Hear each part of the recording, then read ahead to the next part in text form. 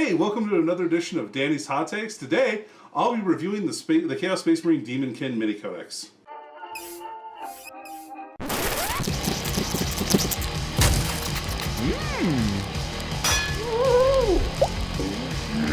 Alright, so let's get into the meat of this codex. Alright, tell me what you got. Alright, so the Daemonkin codex, specifically, both of these codexes are mini codexes, so they're pretty small. I think they clock in at around 20 pages or so. They give a little bit of background onto like the faction. Like in this case, you got the Daemonkin. They've got some great like artwork from the box set, that kind of stuff. Really cool. But it goes over kind of some of the fluff of the Daemonkin, like who they are, what they're there for, what their favorite thing is. Like in this case, making demons. I was going to say putting demons in people. I mean, or things. So that's how I got my kids, I think. So they talk about like possession a little bit and how that works. So if like in a quote unquote Daemonkin army, right? Like the main thing that they have going for, or the main thing that they want to do, like the Chaos Space Marines, is to be implanted with a demon. So that's why they can use Chaos Space Marines as troops, because they're all aspirants to become possessed. Huh. So. Not every Chaos Space Marine wants to be a demon, though. I mean, according to the Vigilist story, there was definitely a couple of them that were like, what the hell? No, thank you. Oh. Yeah, hard pass. Nope. Okay, I'm a demon now. No, or I'm a possessed. Hard pass. So, and then it talks a little bit about the technovirus that the obliterators have that makes them into such formidable beasts. And then we get into a section that details kind of some of the war bands. First, it goes over a few of the legions. So they've got 4 different legions that they cover in here, as well as some of the more popular war bands. So you've got like the Red Corsairs, the Scourge, the Flawless Host, and the Purge. I really like the Red Corsairs scheme. Yeah, man, it looks really slick if you paint it good. Yeah. I'm a big fan of the Flawless Host. I had a Flawless Host army at one point. I think they're really cool. Yeah. So, but then it goes over kind of, and how they utilize Daemonkin in their armies as well. Right. And you'll notice there's no Death Guard there. No. So Death Guard, so only Marines from the Chaos Space Marine book, so like the Chaos Space Marines faction specifically, not Heretic Astartes, can be Daemonkin armies. So it has to be like you know, Black Legion, Iron Warriors, Alpha Legion, Word Bearers, Night Lords, Renegades, Emperor's Children, or World Eaters. But they could still do a detachment, though, right?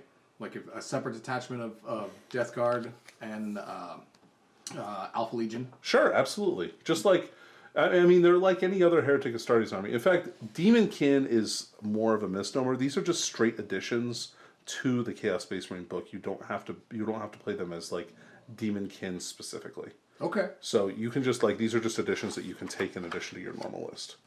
So they go over some of the beautiful, incredibly sexy miniatures painted up in a Black Legion scheme. So good. Yeah, they look really good. All of them look good. The new Chaos Space Marines look super solid. The Master of Possession is a personal favorite of mine. It's such a great looking model. Yeah. You know, when we saw that down at LVO, Danny, and we looked at it, I was like, that had been revealed already, I think, earlier in December. And when they brought this out, it was like, oh, okay, that model fits and it makes sense. And then they showed us the Obliterator. Oh my god, dude. Yeah. And people lost their minds. Right. The new Chaos Scope, people lost their minds. And then they showed us what I'm dubbing the demon-possessed Onager Dooncrawler.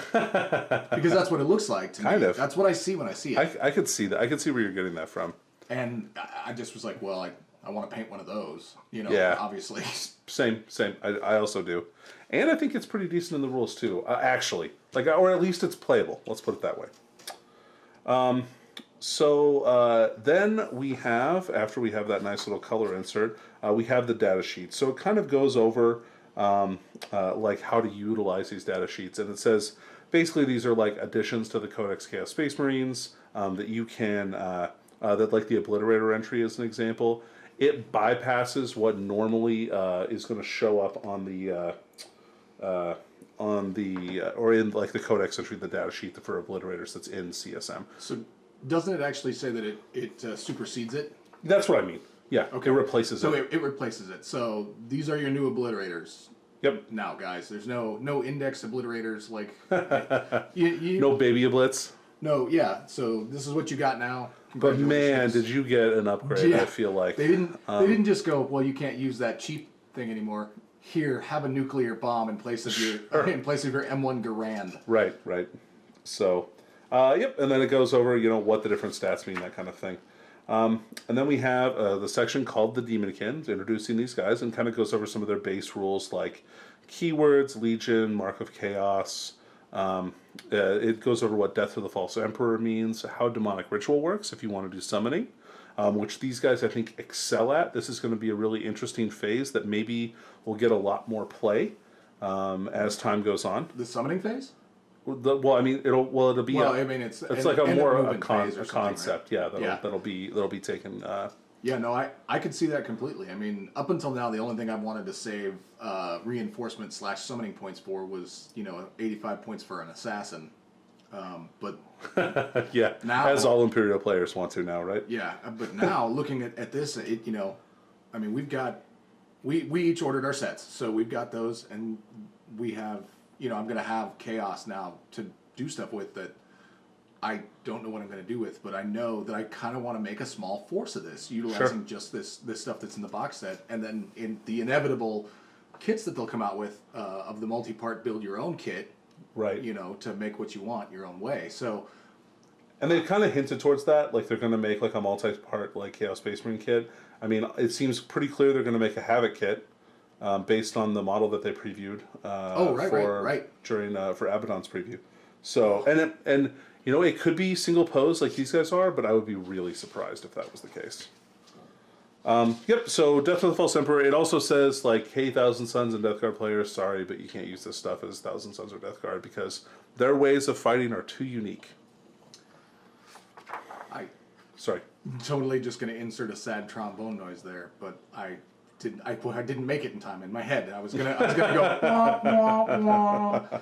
But you know what? You could still have your detachment of Thousand Sons or your detachment of Death Guard and still get to use all of these cool new toys. Absolutely. And like those are both really good choices. Thousand Sons in particular are really adept at summoning demons. They have a really great stratagem that you can use to help summon demons without taking mortal wounds.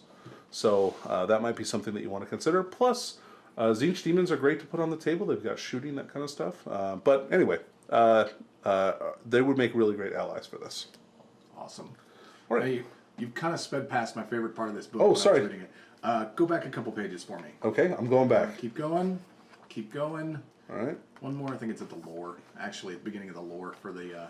Okay, so I'll just go back to the front of the book. Hey, to the beginning. Yeah, maybe. All right, so where is it? I don't know, Dave.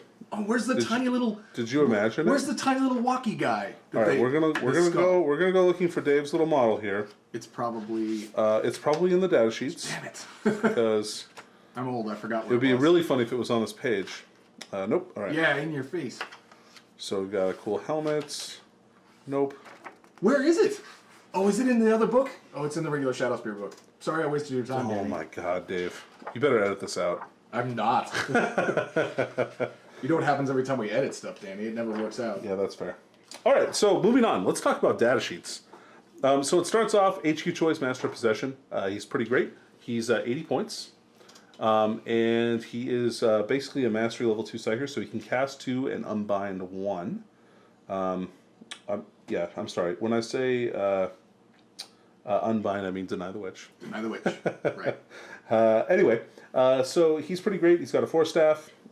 He's got 4 wounds, so he's a little bit on the squishy side. But over a normal Chaos Sorcerer, he does have a 5-up invulnerable save. Right, I was going to say, he's got that free invuln, so... Right, and his Right of Possession rule is really cool. It does need an FAQ, because currently it does also make him miscast on any doubles. So basically, any Psychers within 12 inches miscast on any doubles. I feel like that's an omission. Like, clearly he should omit himself from that, because he... I don't know. I feel like it's worded in such a way that if you're also playing against a guy using the Master of Possession, that it will affect his Master of Possession, but not yours. You know what I'm saying? Sure. Like, well, I mean, yeah, it could be. So, like, if they just made it enemy models, I think that would be fair. Or if they just wanted to say Psychers other than himself, because it does hurt friendly Psychers right now as well. Yeah. Which is, so, yeah, don't keep him close to him. He's not buddy-buddy with other Psychers. You smite spam from right next to him, guys. It's perfectly fine. So he does have... So basically he fights the same, more or less, as a normal Chaos Sorcerer. Okay. With the addition of a couple of cool special rules, and he is slightly cheaper or right at the same price point as a normal Chaos Sorcerer, which is great because that just gives you some interesting options. He has the Mark of Chaos and the Legion rules, so if you want to mark him with a particular mark so he can take advantage of some of the stratagems that the normal Chaos Space Marine Codex does have, you can do that. Korn or Nurgle. Well, you can't be Korn. Oh, right. Well, okay, obviously. Sorry. But Nurgle, Slanesh, Tzeentch, or no mark. Unaligned is great because that means he can summon any kind of demon, which we can get to when we go over his lore, because he doesn't take spells from the normal lore. Instead, he rolls on or selects from the Malefic discipline. So we'll go over that at the end here. So next, we have the Chaos Space Marines data sheet. Now this is for like a set squad of Chaos Space Marines. I love recording at your house. Fred is the best. Yeah, my dog tried to join us up here. Anyway, so the data sheet for the Chaos Space Marines is just for a 10-man squad of Chaos Space Marines with their options. They don't cost any more or less points. They cost exactly as the same and have exactly the same stat line as they do in the Codex. They're just cooler Chaos looking. Space Marines. They're just rad ass models. So, yeah, they are. Like the chain axe looks amazing. Like the dudes with the close combat weapons look great. The autocannon has a rad bayonet at the end because hell yeah it does. The fixed bayonets, baby. Works for both sides. One of the other things that I like about the data sheet section too is that they picture the models with different color schemes. So they painted him up like a Night Lord's Master of Possession, and these guys as Iron Warriors Chaos Space Marines, which I thought looked really cool. Nobody plays Iron Warriors. No, only losers play Iron Warriors. Like our friend Josh. Like our friend Josh. Yep. Anyway, so we'll move on to some more new units. So we have the Greater Possessed. Now these guys are an elite choice. That's a 1 to 2 Greater Possessed per slot. They're characters, so you can't target them normally, like you could some of the other models, right? Or just like you could like you can't target other characters, right? Which makes sense. They have Champions of the Host rule, which basically means you have to set them up. But you don't have to set them up in coherency. You don't have to set them up within 6 inches. Just set them up anywhere, and they're separate units. It's a pretty standard mechanic at this point in time. I mean, you've got the Armigers and stuff like that, where you can take up to 3 of them with it. We got fretted. Sorry. Yeah, guys. sorry. My dog is vacuuming the floor as well now. That's you. All right. So, but you could set them up, you know, however you want to lead whichever side. You know, like I really like the idea of these guys with using the Legion traits. I mean, some of them they fit very well. Oh man, these just charge across the field and murder people. Sure, I think they're great with. So first of all, they're characters, so they can summon, which is neat. Right. And so that's something that they can do, and they have 5 wounds, also great. Mm-hmm. So they're really tough. They also have Locus of Power, right? So they give Legion demons within 6 inches of them, +1 strength. Also, they have to have the same Mark of Chaos, which is interesting because that can apply to like any of the demon engines or the possessed units, that kind of stuff. But talking about Legion traits specifically, as we were just a moment ago, right? Renegades is great because they get to advance and still charge. Yep. Which is neat because their movement's 7, so that's like typically like a 10.5-inch movement. That's like Red Corsair's action right there. Yeah, that's exactly what that is. And then they, or I think Night Lords is good because Night Lords give -1 leadership for each unit within 6 inches. So if you get them into assaults, like it's fairly easy to stack up that minus penalty, so you can really nuke up an opponent's leadership. So you just have to do a couple of casualties to make their unit just disintegrate, which is neat. But yeah, they hit pretty hard. They've got a D3 damage weapon with -2 AP, and they get 5 attacks with the 2+. Really cool. Yeah. Plus, again, brand new badass models. So yeah, I mean they just look great. And who doesn't want a King Possessed, right? I mean, that's cool to me. I love Possessed, so yeah. I like the idea of making them Red Corsairs charging across the battlefield, or not Red Corsairs. Sorry, World Eaters. Charging across the battlefield, summoning up some bloodletters right next to you. Sure. And then just going to town on some people. Yeah, that'd be really cool. You know, and getting that +1 strength and just all sorts of sexiness from the Mark of Khorne. Sure. But then I like the Mark of Khorne, so. Yeah. And keep in mind too, their locus of power also affects them. So they get, since they are a demon and a legion model, so they get strength 6, which is pretty cool. All right. Next up on the list, we have the quintessential chaos shooting unit, the Obliterator. Nobody wants to talk about obliterators, Danny. It's not the most talked about thing on the internet. So competitively, this is probably the most interesting choice. I think that they really got a buff. Although a lot of people will tell you differently. They will say maybe that they're a little too expensive to run now. It's not worth it. It is a lot of points to run them. So they went from 65 points to 115 points. Yeah, but they got like a huge buff to their weapons, though. So, yeah, they did. They did. And it's possible that they may go down in chapter approved, but that's a Maybe. ways off. Yeah, who knows? We'll have to see how much they get played, I guess. I mean, that's a long ways off. Alternatively, we could just wait until the next forthcoming Chaos Space Marine Codex comes out, because... Yeah, and that could change it in there as well. I mean, pure speculation. There has been no talk about a Chaos Space Marine Codex, but at this point, with as many new units and stuff as we've seen, if there isn't one, I would be absolutely shocked. Yeah, I just feel like maybe the consolidation of all these units into one book would be a really good idea. So, the Obliterators, what changed on them? They got Strength and Toughness 5, which is... From 4, right? From 4. So they went up +1 Strength, +1 Toughness, and they also went up... a wound, so there are 4 wounds instead of 3 wounds. Their saves stayed the same. The flesh metal guns gained an additional 2 shots, which is great. Yep. That's a really nice feature. And then they also got a melee weapon, which finally, they've had power fists in the background. So I'm really glad that they finally decided to actually give them. I'm sorry, not the background. In previous editions of the rules, they've had power fists. They have models with power fists. Yeah. Totally. So unlike Centurions. The shooty Obliterators can also fight in combat, and they have +1 strength, -1 AP, D3 damage melee weapon, which is great. Their shooting weapon is still random, so you roll the dice for that. But really powerful ability to, if they're Slanesh, to shoot twice, which is amazing for them. So 345 points for 3 of them puts out 18 pretty good shots. Usually I would say strength 8, AP -2, 2 damage hit shots. If you had to, let's math hammer it. Value wise, at 115, so you're looking at 345 for 3 of them. Which if you're not taking 3, I mean, it seems silly. I mean, but okay, sure, right? I mean, you may as well max them out. I feel like you want to take 3. They can be, they're 1+, so you only have to take one of them at a time. If you wanted to take several different units. Oh. So you could take one Obliterator. You could take 3 times 1 Obliterator if you wanted to. You could have 3. Obliterators are heavy support, right? Yeah.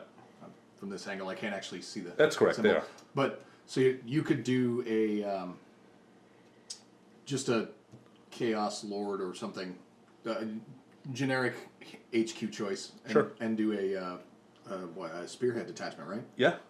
Spearhead. Spearhead. Yep. With just 3 Obliterators and a dude. Sure, maybe a Master of Possession. That might not be too bad. Or a Chaos Lord with a jump pack is good too, because then they can deep strike. Because they still have the teleport strike, so they can deep strike anywhere on the table. Right. Just dropping in an Obliterator bomb with a Chaos Lord to help them reroll stuff. Yep.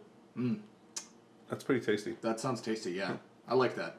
So, and then they get to fire twice, and you get to keep the stats between firings. So if you wanted to use a CP to reroll one of the important statistics, like you really needed Strength 9 to hurt a knight, or you really needed 3 damage, that kind of thing. So you can use CP to help make sure that you get the values that you need in order to do the most damage. I like them. I mean, 115 points. It's pricey. It's pricey, but I feel like until people have actually got them on the table and played with them, that there isn't really. I mean, people who aren't playtesters, obviously, there really isn't a need to just cry, well, these guys are going on the shelf. I feel like they're usable. For sure, I agree. And might even see competitive play with the right combination. Oh yeah, I think that they're a decent choice in the Chaos Army. They're one of the only ranged Chaos units that's has real effective damage. So yeah, we'll talk. I think I came up with an okay combo for them, but we'll see. We can talk about that kind of at the end. All right. The next stop we have is the Venom Crawler. So this is a brand new unit, never been seen before. It's pretty fast. Movement 10 initially, and then it degrades to 8 and 6. Right. Like all good things degrade. Sure. And like all other demon engines, it does suffer from the weapon skill 4 plus, ballistic skill 4 plus problem, which hopefully is a weakness that'll get mitigated in the near future. We'll see. GW did release a rules preview for the Master of the Lord Discordant, and he has an aura that gives a +1 to hit for demon engines. So really good for him specifically.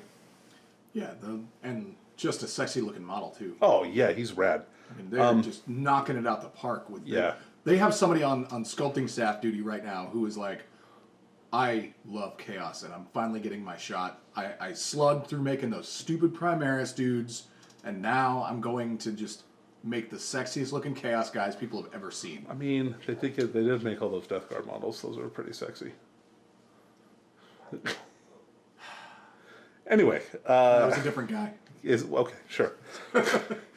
It's Bob Smith. He doesn't work there anymore. That's why Death Guard hasn't got anything new in forever.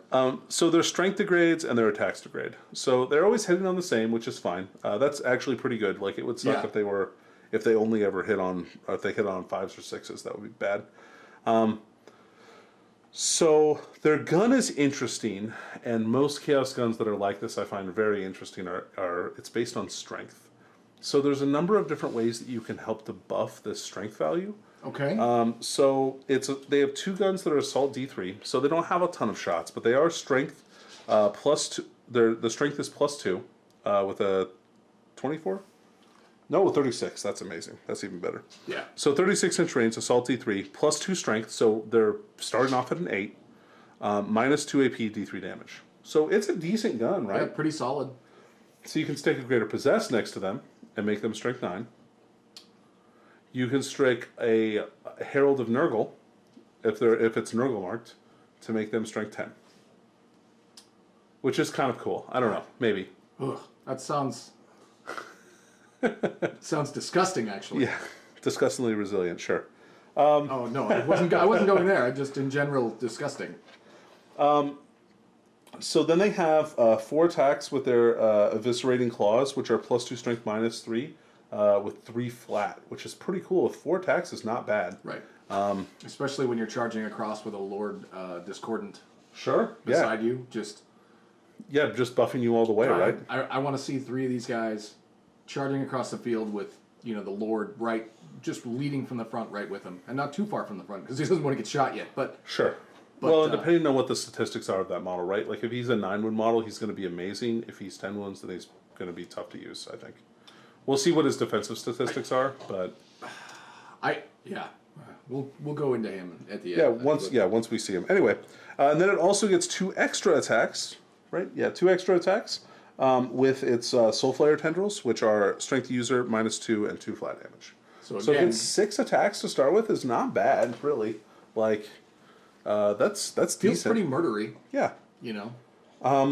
So it doesn't, since it's not a Legion Dreadnought or Bike or infantry model, it doesn't get Legion traits, which is too bad. I think that if it had those, it would be really good, like it's Alpha Legion or something like that, where it can really just not give it a little bit of a defensive buff. It's a little fragile at toughness 7, 10 wounds with a 3-up, and then it has a 5-up Bimble, but I don't know if it's gonna last too long. Its price point is fine though. It's 130 points, which is a good price point. That's really not too expensive. No, it feels pretty good for 130 points. I mean, it's got a solid gun. It's got good melee attacks. I mean... Yep, and then it also heals a wound every turn, which is neat. Yep. And then if it kills a model in the fight phase, it also heals a wound. So it can heal up to 2 wounds a turn. Yep. Free of charge. Yep. Which is good. Yeah, that's pretty good. And then it also gives +1 to summoning. If it's next to the... to Masters of Possession. Yeah. So that's pretty good. I mean. Oh, neat, and it blows up on a 5. Yeah, no, it blows up for even better because it's the demon that's trying to get out. Right. So. Turns out demons not fans of being put into metal bodies. Yeah, sometimes.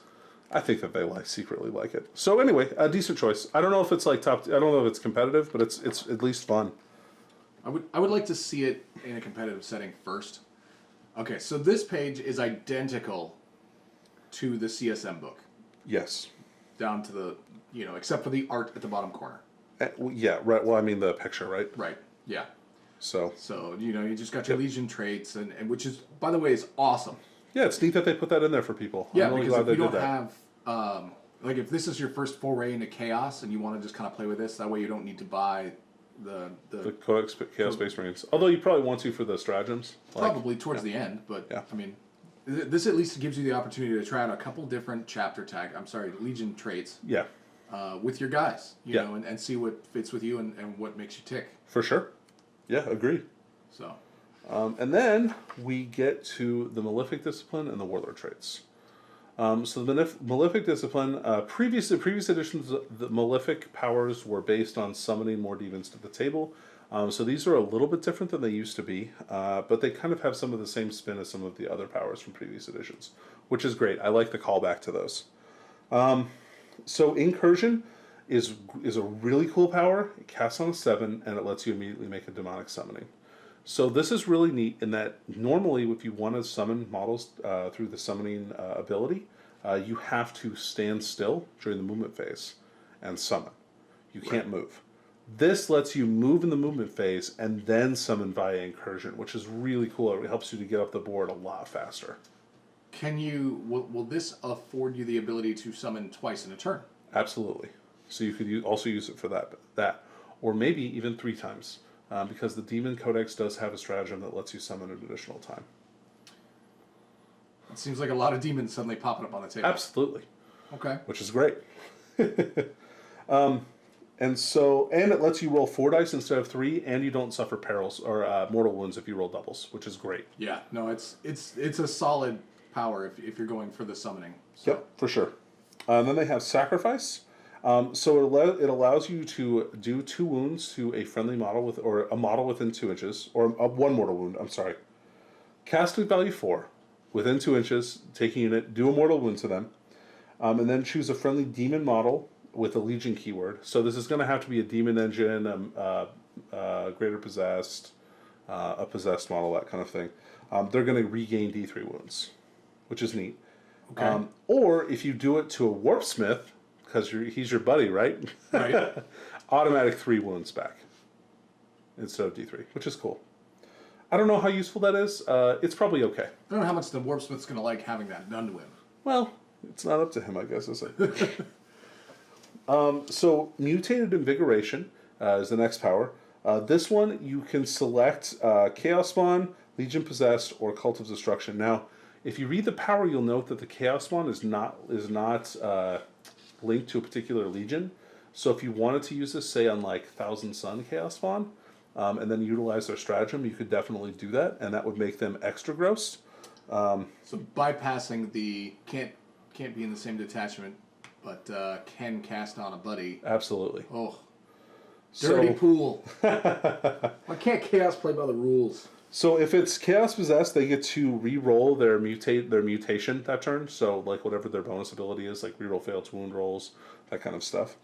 If you put it on Possessed, they can re-roll the number of attacks that they get through the Writhing Tentacles ability, which is basically every model gets D3 attacks, and you roll 1 D3 for the entire unit, and that's how many attacks they get. Okay. Which is good. Wow. Or if you cast it on a Cult of Destruction unit, which is Mutilators or Obliterators, you can reroll 1 of the dice when rolling for the strength, AP, or damage. So you get a free reroll on that, which is pretty good. Warp Charge is 7, so that does make it kind of hard to get off.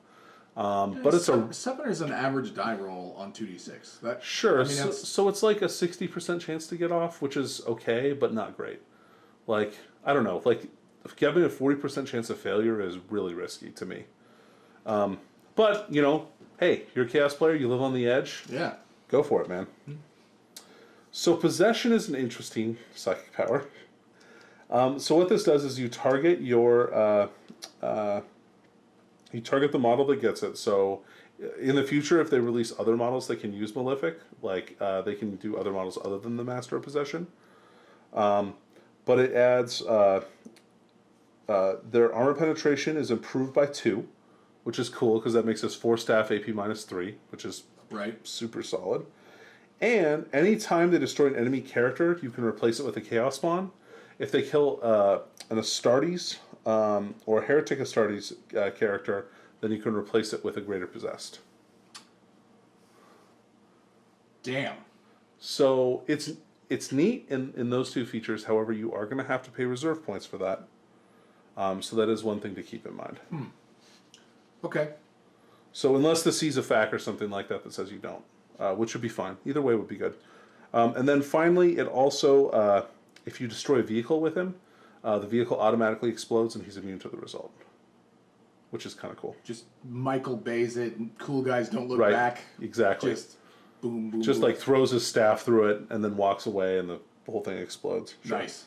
Now that has a warp charge of 5, so pretty easy to get off, and not terrible, not great. Especially if you're going to run with some extra reserve points for summoning, I could see it being pretty neat. Power 5 is probably the best power from the lore. That's Cursed Earth, so it has a casting value of 7. If manifested until the start of your next psychic phase, the invulnerable save of friendly Legion demon units is improved by 1 if they're within 6 inches of the psyker. So it's one model, has to be within 6 for the whole unit to be affected. So for an example, some cool things you can do with this. You could create a bubble of like demon engines and give them all a 4-up invulnerable save, which is pretty neat. Nice. You can cast it on Possessed to give them or be within 6 inches of Possessed, especially if you trail back to the character, to make them a 4-up. And then you could cast the Zinch Psychic Power on them to give them a 3-up invulnerable save, which is pretty cool. Greater Possessed. Sure. Yeah, that would affect them as well. Anytime you can increase an invulnerable save up, it's usually worth it. Really powerful, especially on a model that has good toughness already. Yeah. You can do it on, the Lord of Slaughter, which is interesting, or a Catan, the super heavies. So you can give them a 4-up, which is kind of neat. Don't tell Joe. He already knows. Damn it. Yeah, sorry, man. That was the first thing he said. Anyway, so really great power. Next is probably the second best power, I think, is Infernal Power. It has a warp charge value of 6 and manifested. Then the unit until the start of your next psychic phase, re-roll to hit and wound rolls of 1 for attacks made by friendly Legion demon units within 6 inches of the psyker. So he becomes a captain and lieutenant. That's really nice. That's pretty good. What's the casting value on that you said? Just a 6. Yeah, 6. It's really that's good. Pretty good. Yeah. So Cursed Earth is hard on a 7, which makes sense because it should be really hard. It should be harder to get that one off. But one of the nice things about the Master of Possession, or any Chaos Space Marine Psyker character, is that they can take these new Warlord traits. So it doesn't just have to be a Master of Possession. It could be any Chaos Psyker. So you've got Arch Sorcerer for an additional spell, really solid. Devourer of Magic, you can unbind one extra spell, and every time you do unbind a spell, he regains a wound. Yeah. Which is pretty cool on a character that's summoning and maybe taking mortal wounds anyway. Yeah, that feels pretty good. I mean, being able to deny too is also really good. Yeah, that's really solid. Reader of Fate. Once per battle, you can reroll a failed psychic test or deny the witch for your warlord. In addition, if your army is battleforged, roll a d6 each time your warlord has successfully manifest a psychic power. On a 6, gain 1 command point. Yeah, That's an interesting one. It is. I really like it. I mean, just from a gameplay aesthetic, I mean... So potentially, right, you are casting 2 psychic powers a turn. Right. So it's kind of like gain 1 on a 5 if you're rolling 2 dice, if you're manifesting 2 powers. Right. Yeah, not bad. Yeah. Infernal Gaze, your smite goes up to 24. So he becomes Thousand Sun, which is, not bad. That's all right. Warp Lord, you can re-roll results of 1 for taking psychic tests with your Warlord, which is great. That's really powerful. I've used that. Neurothropes have a similar rule to that. How do you get a 1 on 2d6? Oh, so every 1 that you roll on one of the d6, you get to re-roll it. Okay. So that's super nice. And then you have, the Demon Bound Power. Add 1 to your Warlord's Strength characteristic. In addition, you can re-roll damage rolls made for attacks with your Warlord's Force weapon. For the purposes of this Warlord trait, a Force weapon is any weapon whose name includes the word Force, excluding artifacts of chaos. So you can make your sorcerer a little bit more badass in combat, which is neat. That's exactly what they need to be a badass in combat, as well as badass in casting and buffing. Sweet. So this could be for demon princes. Yeah. So if your demon prince has a variable damage weapon, oh no, because it won't work for it because he doesn't have a force weapon. Yeah. But it will naturally boost his strength by 1, which is nice. Yeah. So he'll be strength 8. If you make him Slanesh and give him the elixir, you can make him strength 9 with 2 claws. That's pretty cool. And then you can cast demonic strength on him and get another +2 strength, so you can make him strength 11. Neat. I think you and I have varying degrees of what is cool. It's only cool if he lives to make combat, Dave. Yeah. And you're the player pushing him into combat. All right, and then finally we have kind of some of the point values. As you can see, the points are not dramatically different. Yeah, the Master Possession is 9 points, and then he does have to pay for his Force Staff, so he's 98 points. So I think a normal sorcerer is like 88 points, so he's 10 more points than a normal sorcerer. I think for 10 points, he's actually quite worth it. Yeah, you get a lot of value for what he is. Yeah, for a lot of value out of that 10 points. So in addition to that, the GW did preview today. Well, the Lord so-and-so. The Lord Discordant. So a dude riding on a badass mechanical spider, which is really cool. Okay. I was going to say, if you want to just put it over there, I think it's visible. Yeah, but you guys can check out that article on GW's website. Definitely do, because he's going to be awesome. Yeah. I think he's going to be a really great choice for like Daemonkin style armies that use a lot of demon engines, because his roll that gives +1 to hit is huge, and he looks fast. I mean, I know that's kind of a silly thing to say, but he can probably keep up with the faster close combat demon engines as well. So looking at just the model itself, you've got the guy on top who's probably got 5 wounds. If you break it down into the 2 parts, like mount and rider, sure. The mount looks like it should have at least 5 wounds, or 6 wounds, or 7 wounds actually, just by itself. Looking at it, so if you break it down, I could see him being above 10, but that would suck. Yeah, I mean, like, for him to be viable, I really hope that they decide to make him 9 wounds. 9 wounds, yeah. Because 10 makes him too targetable and easily taken out. Sure. But 8 would be fine too. 8 or 9 puts him right at that range where he can safely, hopefully, charge across with these demon engines and just murder stuff. Yeah, so with that +1 to hit, I already really like Defilers in general, but the weapon skill and ballistic skill 4-up kind of turns me off to them. But if I can get an upgraded ballistic skill, so that they're hitting on 4s even when they move, that's not too shabby. They can probably hit a lot of stuff. Or if I advance up a Master Possession next to them too, and giving them a 4-up invulnerable save, that's not shabby. That's not shabby. It feels pretty solid. And then, of course, we have, obviously, the big super reveal that everybody's losing their mind about, Abaddon. Sure. Who, we don't know anything about except that there's a sexy new model, and he's coming with Vigilus Ablaze, the next book. Yep. Vigilus. Which we're super excited to see. Like, everybody that I've talked to is so pumped. Yeah. Vigilus 2 Ablaze of Boogaloo or something like that. I think that's the working title, yeah. That's what they should have gone with. But, I really like everything that I'm seeing so far from the Daemonkin. It's interesting enough for me to want to play it. You know? And the box set itself, it's a little not quite as good as Dark Imperium, as far as what you get models-wise. I mean... I don't know, man. I mean, you're kind of getting about the same, right? You got a squad of Plague Marines, you get 20 Poxwalkers. Poxwalkers. I was you get the Lord of Contagion. Right. And the Malignant Sorcerer. And the Bellringer. The Bellringer. And the Drone. So, I mean, you're not quite getting as fully functional right off the bat army. Sure. I mean, it is a patrol detachment. They were very good about giving you that. Yep, for sure.